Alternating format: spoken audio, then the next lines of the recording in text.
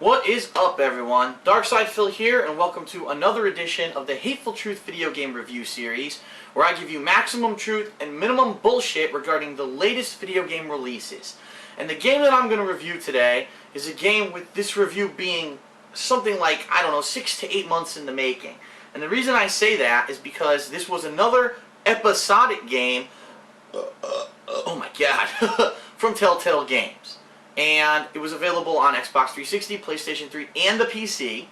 And similarly to last year's Back to the Future, this is a game with 5 episodes, 5 mini campaigns, where you are going to go through a certain amount of gameplay, and there's story involved, and then it kind of ends, and then another couple months later there would be another episode released. And so over the course of this year, and recently just ending this week, we have 5 episodes of The Walking Dead Season 1. And yes, I call it Season 1 now because it's now been announced there will actually be a Season 2 due to this game being so successful. So, what is The Walking Dead video game? What it is a game centered around a group of survivors during the zombie outbreak. Now, this game does take place in the mainstream universe of The Walking Dead comics, and I do believe it's supposed to be the TV show, but I'm not 100% on that. Some people kind of agree, some don't, but I guess there are some characters in this that actually are going to show up either on the TV show or in the comics at a later date, something like that. So anyway, it starts off with a character named Lee, who is a person who is actually being transferred to a jail. And it's kind of a sketchy past that he has. You don't know too much about him. But over the course of the game, it's fleshed out why he's in jail, what actually happened, some interesting information from his tragic past. Well, the game starts out with basically the cop car that's transporting him to the jail crashing. And now he has to make it through the woods and back to civilization. But what he finds is that everyone's missing and there's zombies everywhere. He actually runs into a small girl named Clementine who's hiding in her treehouse, and together the two of them set off on this journey through the city to try to meet up with more survivors. Now, over the course of this 5-episode game, the cast is frequently and constantly changing. There's a core group of survivors from the first game that carry over to the first episode that carry over to the second. By the second, depending on things that happen, it changes again. By the end of the game, you've gone through multiple locales and locations, including a motel, a train, a major metropolitan city, and finally, kind of like, I think it was like kind of almost a house or an apartment building at the end. And it's interesting to see these characters develop. It's interesting to see them grow and interact. And primarily this game, I guess the best comparison I could draw for The Walking Dead so people understand what this game is like, it plays similarly to Heavy Rain from 2010. I would say it's almost like a Heavy Rain light, okay? First of all, the graphics are nothing like Heavy Rain. It's just cel-shaded kind of game. But don't take the wrong, don't get the wrong idea from that. The game is gory, it's adult-oriented, it is very adult-oriented with some of the language and the crazy shit that happens in this game. I mean, this is the zombie apocalypse, and this isn't like a hilarious zombie apocalypse like that movie Zombieland. No, this is seriously the dramatic, horrific world of The Walking Dead, in every aspect. Now, I personally have never seen The Walking Dead TV show, so for me going into this, I wasn't sure what to expect. Some people have actually told me that they think that this game series is better than the TV show, which is kind of crazy. So, The Walking Dead Season 1 follows primarily Lee and Clementine, although it does at times follow the other survivors through different locales, different situations, some of them being very morbid and nasty, and just these crazy decisions that have to be made because the world is becoming a zombie apocalypse and supplies and food are running out. Now, the thing is, I don't want to go too much into detail about the plot of the game because I don't want to spoil for anyone, and I'm afraid that if I do start talking about it, if you haven't played it, you're going to be disappointed. But what I can tell you is this. The character development is excellent. This is a game where you learn a lot about almost every character, and you start to care about a lot of them. And like Heavy Rain, the game has choices that actually change the course of the game and change the major events in the game. So there might be a situation between two survivors where they just don't trust each other. And you need to, through your dialogue options, side with one, side with the other, or say nothing, in which case you remain neutral and things just pan out the way that they're going to pan out, okay? Directly dependent upon the things that you say and do, it will change the course of the game. So for example, early on in the game, you're with a group of survivors inside of a convenience store and you're trying to survive. You can choose to save one or the other.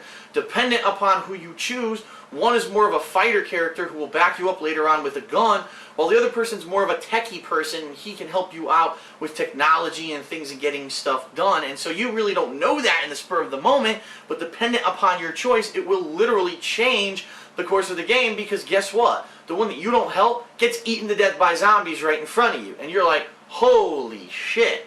And so the course of this series is just like that. Your actions directly affect different variables in the game. And the cool thing about it is that as you play the game, once you beat each episode, at the end of each episode, it actually tells you the different choices that you made during the episode, okay? And it gives you the percentages of things that people chose.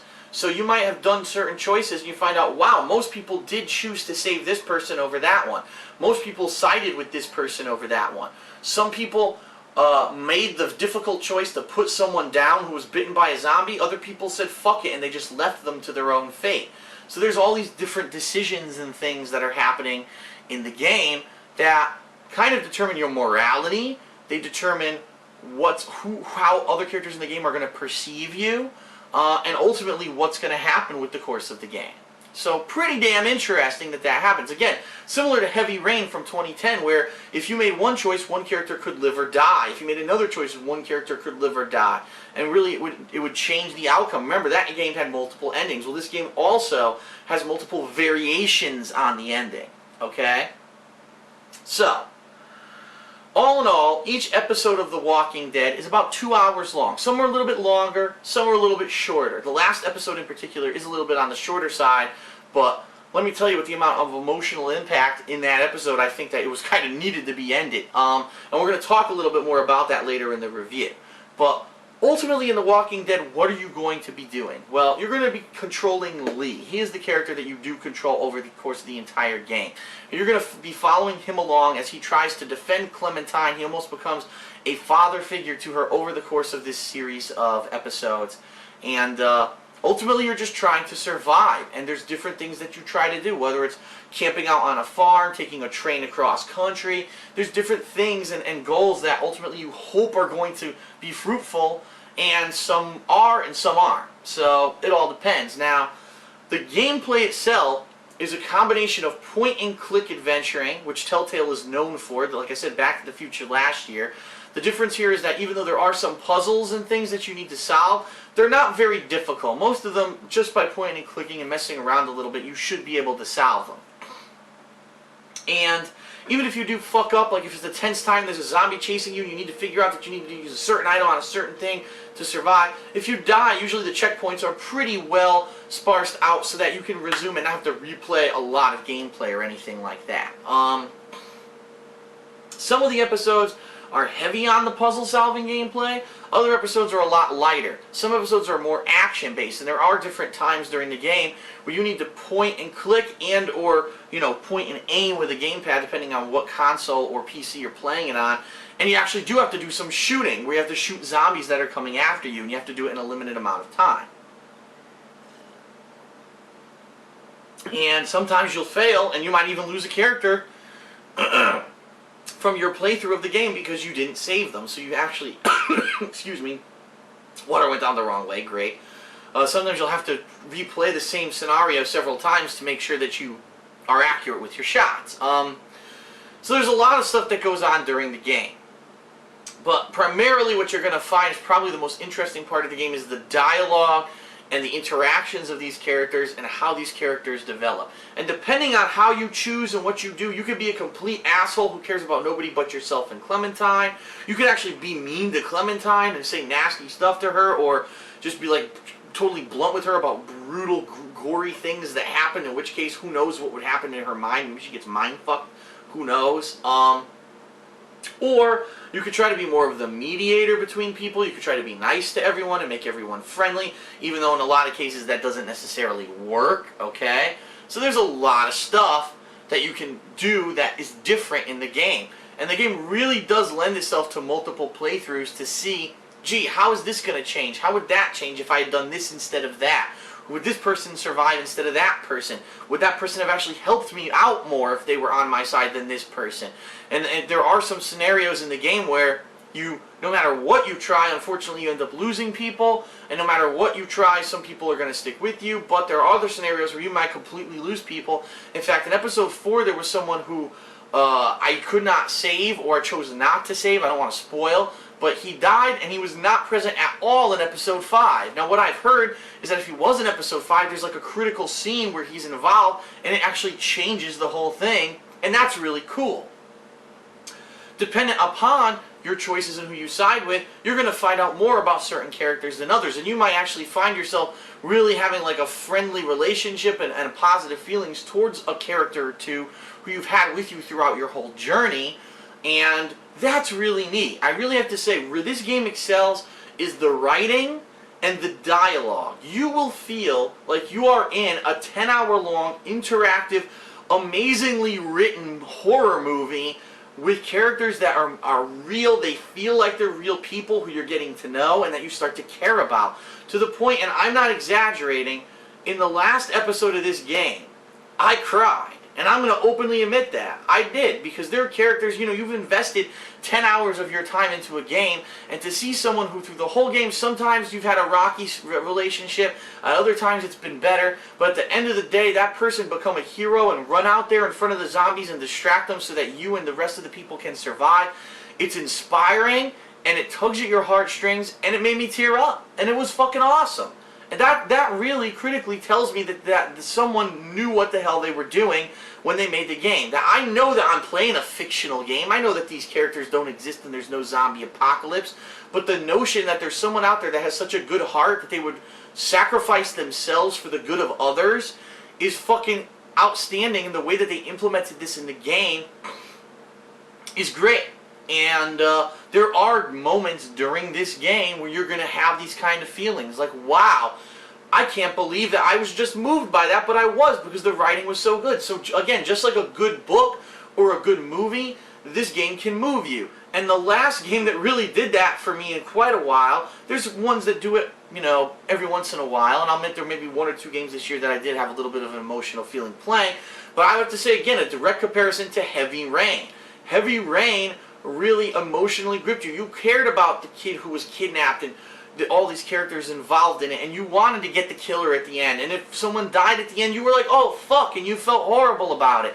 To the point where there was a point in Heavy Rain where I thought that the child had died, and really it was a fake out. It was a game to make you think he died and then he revives. But I thought he had died, and I said, fuck that, I'm not letting that happen. And I paused the game and I fucking reloaded it, because I thought the kid had died and I wasn't ready to accept that. And that's what I mean. You will get to know the characters in The Walking Dead so well that some of them, if they die, you'll be like, no, fuck that, I'm not letting that happen. And you'll want to restart from checkpoint because you don't want them to die.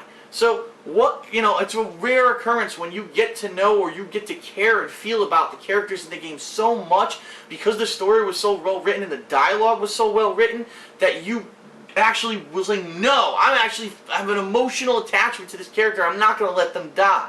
That's a thing that's few and far between in this day and age, okay? So, for $25, which is the retail price of the game, you get 10 hours of gameplay, you get a very gripping story, but what you really get is an extremely replayable game, because you're going to maybe want to replay it a second or third time, make completely different choices, side with completely different people, and see how things turn out. And that's really neat to be able to do that. The game, just so everyone knows, does have a cliffhanger ending. It does look like we know there's going to be a Season 2. It's not clear whether or not Season 2 will have any of the characters from Season 1 in it. You would think probably so. But then again, you don't know, because nothing is clear at the end of Episode 1. But for a zombie game like this, I'm not going to complain. especially because I know there's more content coming. This isn't like Mass Effect 3, where this was the end of a trilogy and you were expecting resolution. This is the first in what's to be multiple season of a game, and I'm okay with a cliffhanger ending as long as I know it's going to continue. So, that being said, I just said a lot of crazy positive stuff about the game. Let's be honest. Let's talk about the negatives of the game, okay? Number one, I did notice during the course of the game there were a couple frame rate issues. Now, I was on PC, so it wasn't always constant. I've heard that on consoles there are more frame rate issues than on PC. Does it really affect much? Not really. Essentially, I think what the number one complaint about this game will be is actually the number one complaint that was with Heavy Rain 2 years ago, and that's, am I really playing a video game? Or is this more of an interactive movie? And the reason I say that is, essentially there really isn't a lot of gameplay. Yeah, you're playing the game for 10 hours, but a lot of the time you're just sitting back like this, looking at people talk at each other, look at an events unfold, and then, oh, I have to choose a dialogue option now. Bleh. Okay, now I sit back and relax and I watch the movie some more. That's really what it feels like a lot of the time when you're playing The Walking Dead. Is that a bad thing? That's going to be dependent upon the person themselves. There's some people that I'm sure will say, I don't care, as long as I'm enjoying what I'm doing, I'm getting entertainment out of it, I think this is a valid purchase. Other people are going to say, well, I'm the kind of person, I like a lot of gameplay. I like games that I get hooked on the gameplay and I really enjoy the gameplay. And this game, once I play it once through for 10 hours, I really don't feel like going back because there wasn't a lot of gameplay. There will be people who will say stuff like that. And I can see both sides of the fence because I know that there are different games, different genres, and drastically different audiences out there. Everyone's looking for something different. What I can tell you is this.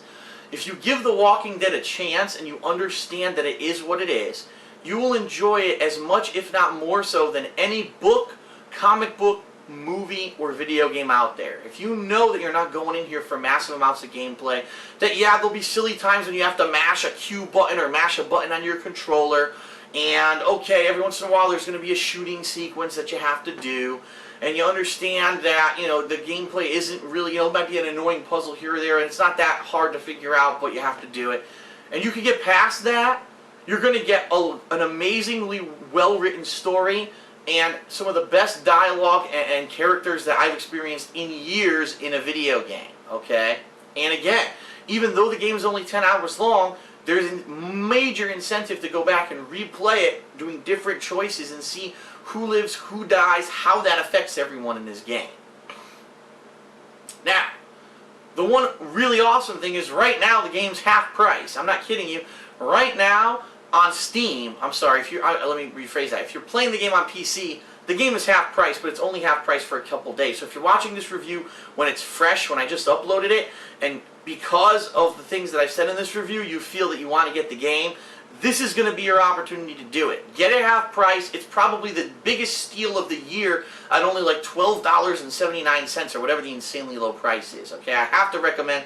It's a must-buy for anyone who likes this kind of game. So overall, I loved The Walking Dead. Not episode 1, but season 1.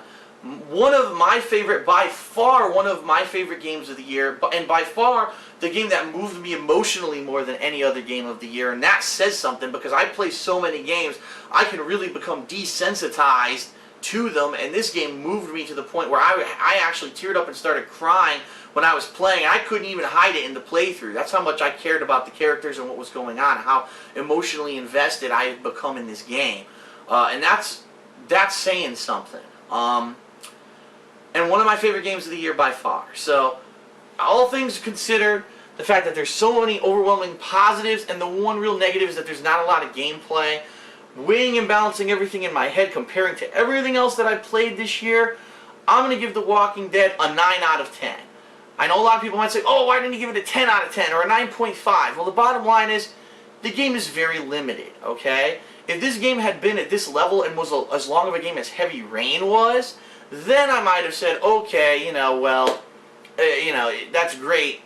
But it is on the shorter side. The gameplay is very, very limited. Heavy Rain, I'd have to say, probably has 2 to 3 times as much gameplay as this game. Like I said, this game is really bare bones. It's more just to get the story moving and to pick dialogue options. than to actually have gameplay. I think if they had taken the gameplay out of the game and just made stuff dialogue options, it probably still would have been just as good of a game, but people would have complained that it's not even a game. So, that being said, I think that the game is great. It's one of my favorite games of the year. By no means should you pass it up just because it doesn't have a lot of gameplay, unless you're the kind of gamer that's all about just the gameplay. And this isn't a game you're going to want to miss, guys. So if you have a PC and you can get it on Steam right now, you're going to want to get it. If you have an Xbox or PlayStation, there's actually going to be, just so everyone knows, a retail version of this game released in December that's like a collector's edition, where there's going to be some bonus content and stuff that comes with it, and I believe it comes with like collectibles and stuff too. It's worth it. If this is something that you can't get right now and you want it, and you can get it for as a Christmas present, you're going to want to ask for it. I'm telling you, The Walking Dead is top-notch stuff. It's a must-play this year. It's one of the very few must-play games this year, and it's kind of embarrassing, I think, to some of these game developers who are, oh, we're making a AAA title. Like, I'll be honest, like Halo, like Black Ops 2, like some of the really disappointing titles that came out earlier this year, Max Payne 3, where these are games that were developed for years and had all this PR and all this.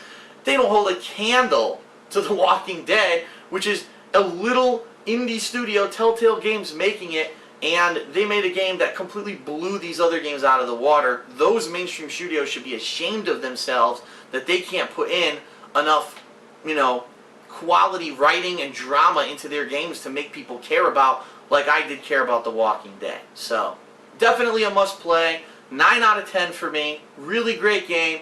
Check it out. Don't miss it. Okay?